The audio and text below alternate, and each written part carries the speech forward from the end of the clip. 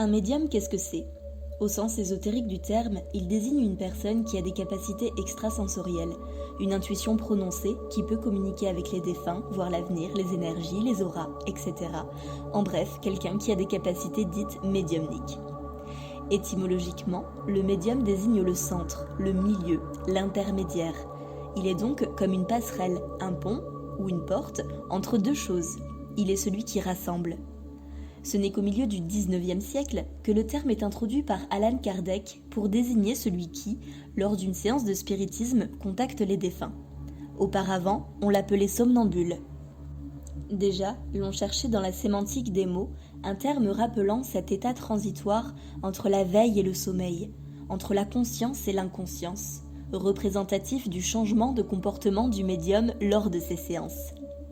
Un fait notable est que lorsqu'on mesure des ondes cérébrales d'une personne en état de somnambulisme, elles sont très proches de celles d'une personne en état de transe hypnotique.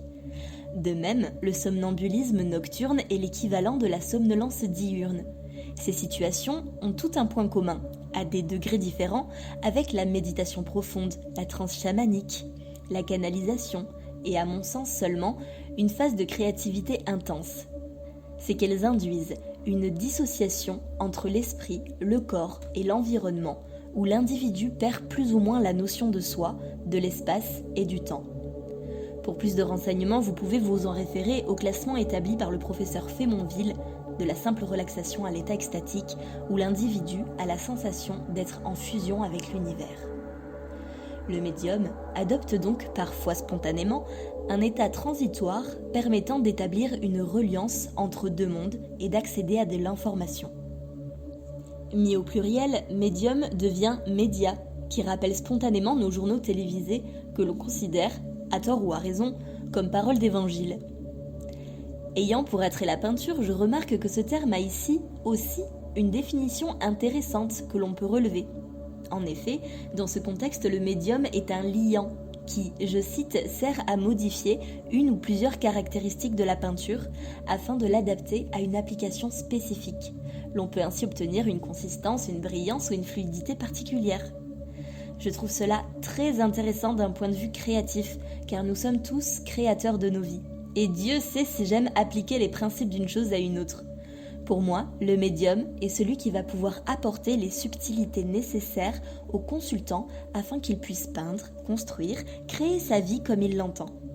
Il est le pont entre soi et soi qui va permettre la transmission des informations que la personne a déjà en elle, mais à un niveau de conscience dont elle n'a pas l'habitude d'accéder volontairement.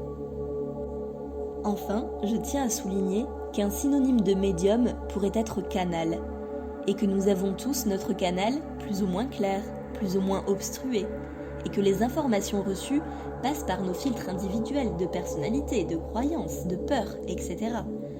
Il est donc, à mon sens, essentiel, voire primordial, d'aller vers un médium pour qui on ressent une certaine proximité, et surtout de s'écouter profondément durant la séance, de faire intervenir notre cœur et notre corps, afin d'établir si on se sent bien avec l'information qui nous est donnée.